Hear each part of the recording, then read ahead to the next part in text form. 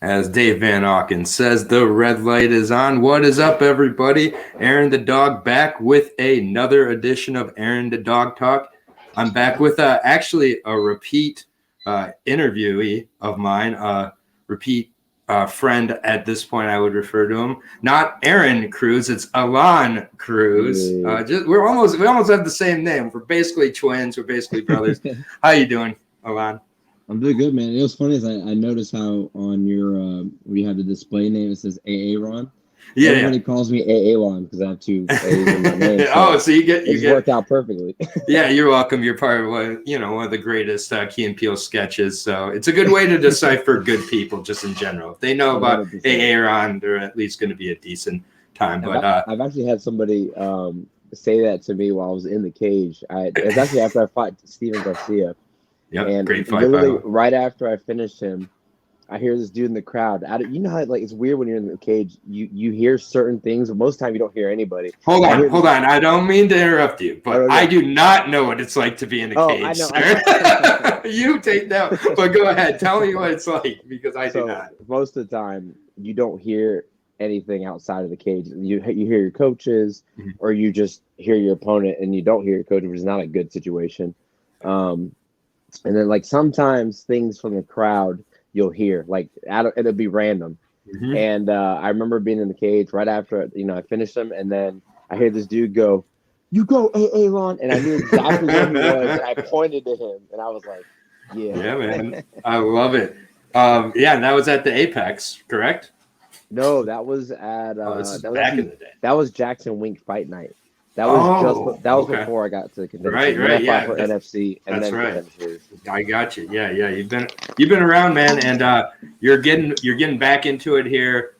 You've rebounded from the UFC.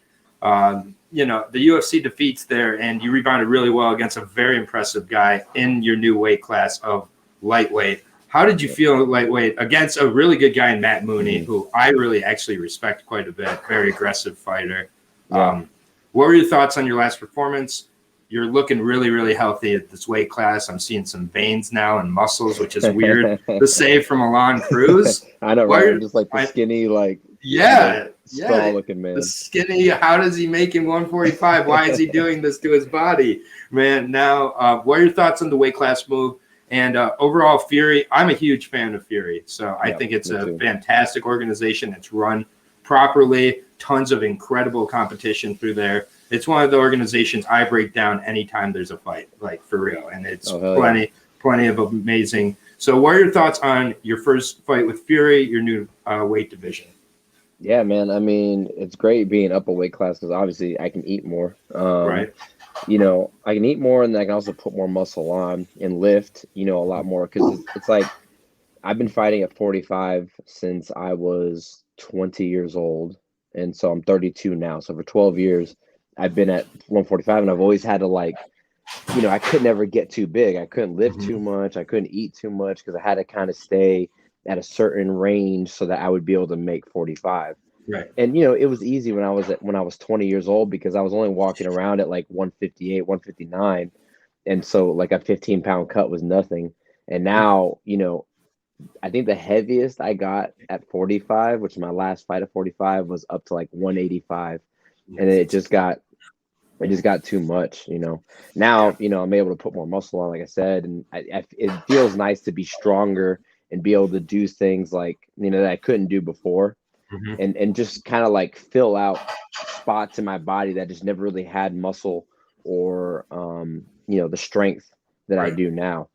And then obviously the weight cut is, a little easier. I wouldn't say it's ezy. I mean, because I'm 6 foot. So my frame, I could easily go up over 200 pounds if I wanted to. So I get pretty big.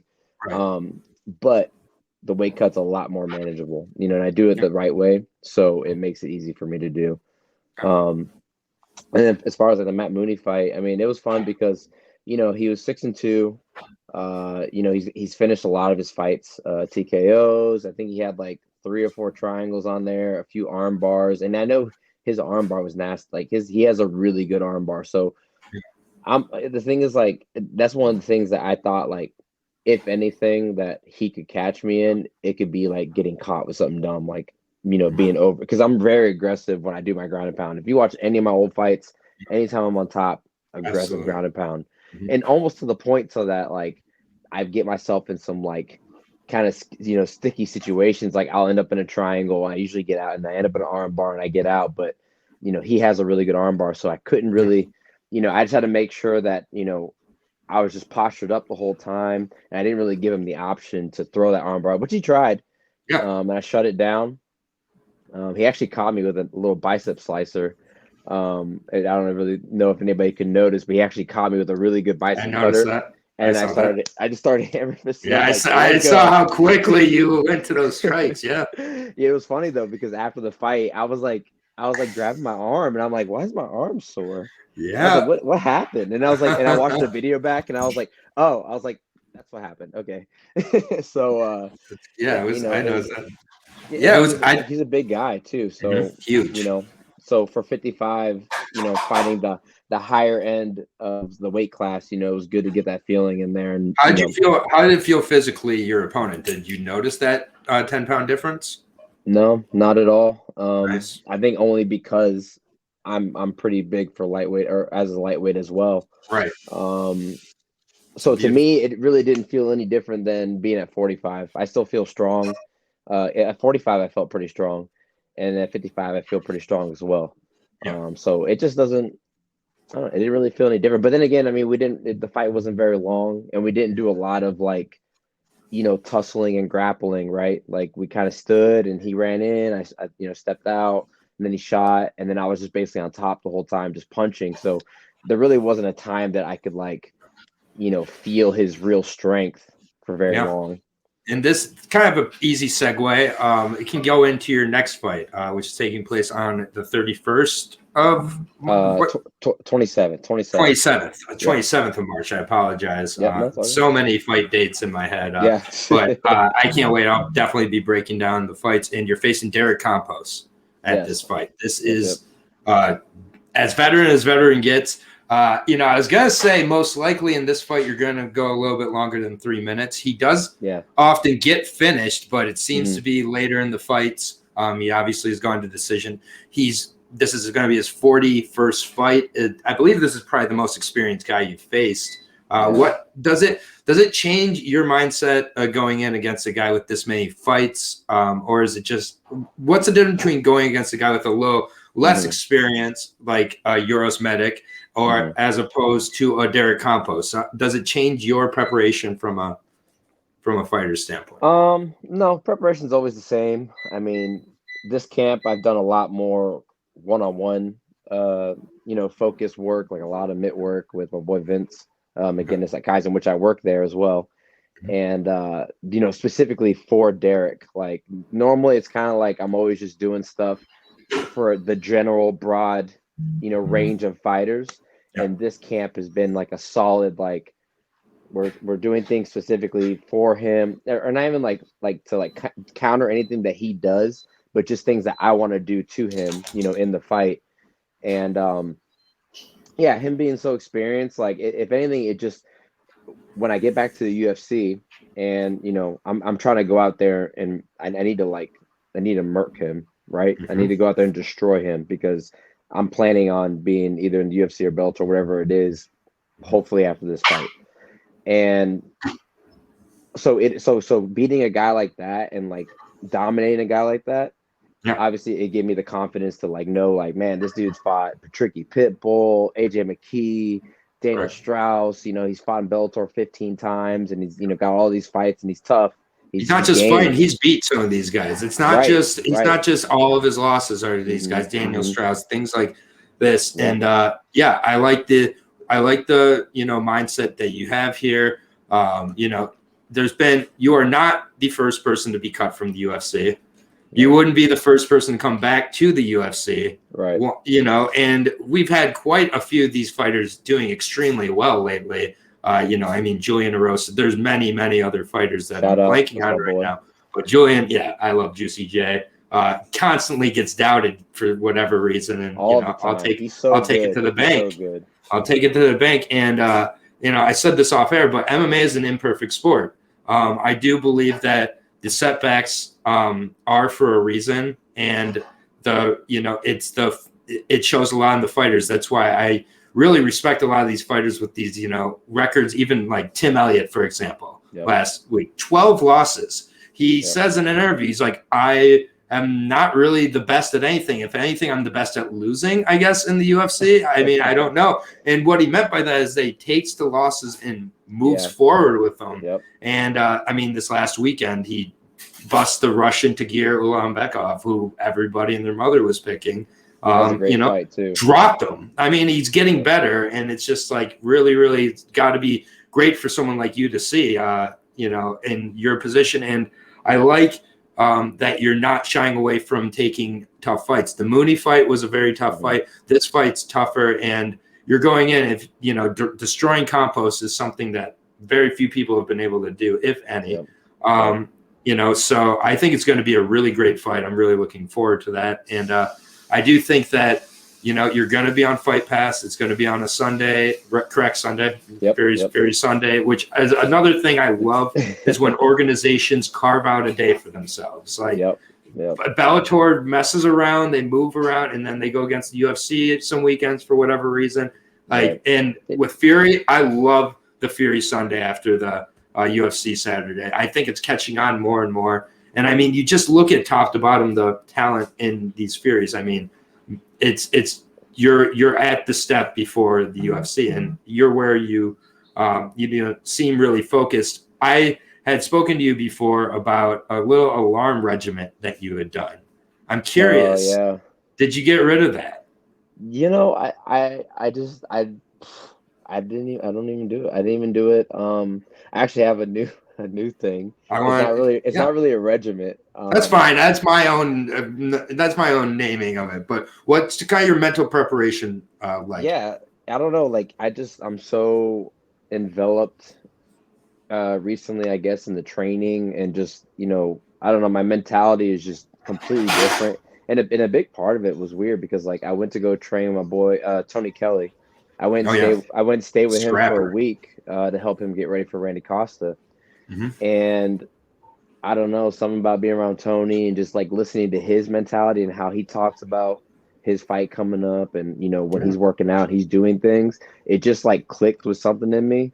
And so like a lot of like the rituals or routines that I would do, I kind of just like don't even, if I'm not doing it, it doesn't really matter. I'm just like training hard, and I'm just focused on the fight, and like I enjoy like thinking about this tough fight. Like this is like a fun. You don't fight, need the gimmicks. The gimmicks, they feel like gimmicks to you now. Which I'm not saying they did at the time. I really do believe they served a purpose. But I'm somebody who's worked on my mental health and outside of fighting, obviously. But sometimes you look back at some of the things that helped you at certain points in your life, and you kind of laugh at them now, and you're like, man, I can't believe a ton of people read The Secret back in the day, right? And it really helped a lot of people. Now they kind of may look back at them and be like, I can't believe it. But at the time, it worked. The mind is a crazy thing. And, I think that you had those for a reason, and you've gotten rid of those. And, I mean, Tony Kelly, talk about one of the most mentally strong fighters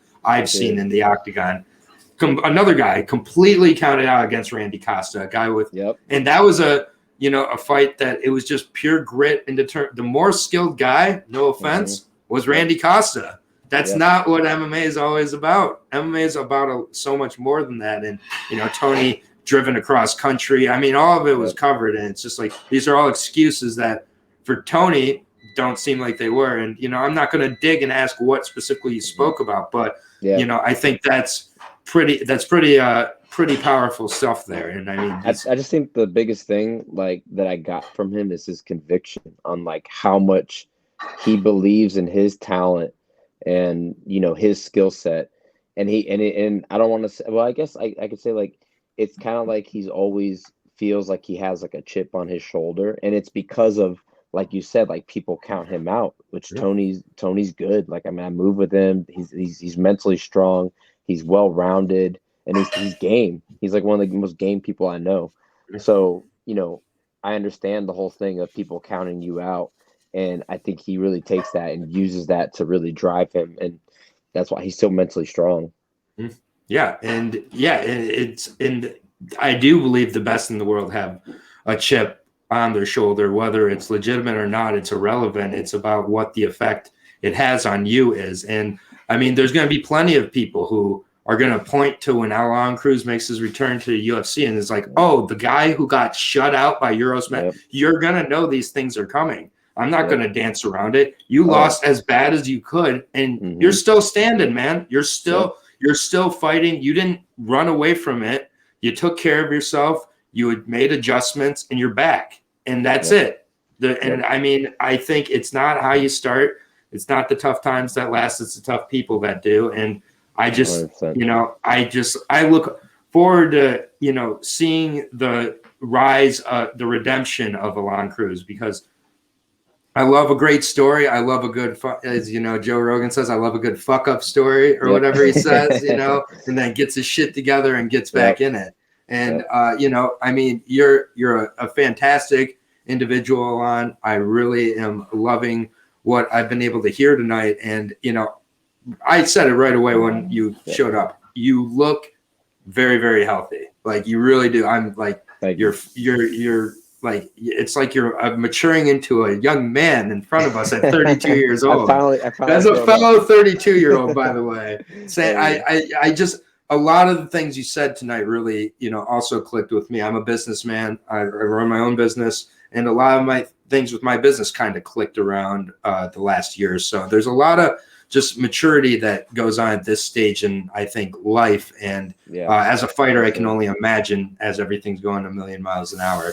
So, and where are you training at, just real quick, so we can, give any love to anybody you're training, any sort of sponsors, any other shout outs you have, because I could keep you all night, but I don't want, I know you've had a long night of training, but I wanted you to give any love to anybody who's been a particular part of this camp, and just, anything else you have to say before we kind of sign off. Yeah, no, I appreciate it, man. Thanks for having me on. Anytime, like I said, anytime for any fight or whatever after the fight. Aalon and Aaron. Aalon and Aaron. I don't know how I just realized now our names are so close. I'm not sure how I did. Like, I guess we're just, so similar in so many other ways with our, I'm totally 6 foot tall and, very tan and fight. Yeah, totally the same guys. When I move up in weight class, I'll look healthy like that too. But any other shout outs, and we'll talk many more times, but I want you to shout out anybody particular keys to this camp for you. For sure. So, I train at Def War with my head coach, or one of my coaches, Brian Daniel. And then I also train at Kaizen, Tampa, which is pretty much where I do most of my training at. My wrestling coach, Mamu Goma, is also training or teaching at Kaizen as well. I also am an instructor at Kaizen. I teach submission grappling there. I have my strength and conditioning coach for Black Lion Athletics, Freddie Sadler. That's where I just came from. And then, I can tell. Yeah. And then sponsor-wise, I actually just jumped on board with Marshall Rogan Inu. Okay. They hit me up, and very nice. They're actually going to be sponsoring the Fury FC card that I'm on. Yep. So they're going to have the logo in the cage. They're going to be doing a whole bunch of stuff. So it'd be cool to talk to those guys in person and stuff. Mm-hmm. Also, Cloudco CBD. They be sending me my CBD lotion and oil all the time. My boy Chris Poho from the Poho family. He always sends me, some money to help out my camp. So he's a big help. The Hirsch family. My girl Jessica. She sent me $50 for coffee. And I was like, hell yeah. Oh yeah, the coffee man. I know that. Still likes his coffee. Definitely a coffee man. Yeah. Sure. Yeah. Oh, Angry Elephant Tattoos, man. They're always Gene Farmer and Beth Farmer. They've helped me so much, like, in life, and then as well as like in fighting and whatnot. So I definitely, very appreciative for them. And then all my training partners and my teammates, obviously it takes a village to do this. You can't do it by yourself. So, I appreciate all of them, as well as my girlfriend. My girlfriend helps out with a lot of stuff, especially she helps out with my laundry, and I just hate doing laundry. And so she's a huge. She gets her foot massages though. That's for sure. There we go. With the CBD lotion. With the CBD lotion, and then my boy Lindell DeVoe. He's cooking all my meals right now for my weight cut. So for the past 4 weeks, we've been working together, and he doesn't really, he's not the biggest in like nutrition, but I just give him a template of what I, want done. Mhm. And then he's a master. Like if you look at my Instagram every Yep. day, I'm posting up a picture of like the things that he's making me at I love dinner it. and then, lunch and, yeah, that's it, man. My mom, I love my mom Obviously, and she's always. always my support, my family. And 100%. yeah, that's about it. That's about it. It absolutely takes a village. Alon, Fight Bananas is always behind you, and Aaron the dog, especially. You are definitely one of the fighters that I pay extra close attention to in the sea of the many fighters. So it really does mean a lot for you to make the time. We'll talk many more times before this, but Yes, sir. Aalon Cruz, March 27th, taking on Derek Compost. We'll figure out where it is on the card. They're always messing it around with co-main. I think it's going to be a co-main minimum, Yep. honestly, and it's going to be a great fight. So definitely check it out. It's going to be on Fight Pass, and check out everything here on Fight Bananas. For Aaron the dog, for Aalon Cruz, we're out of here. Keep taking care of each other out there, everybody. Peace out.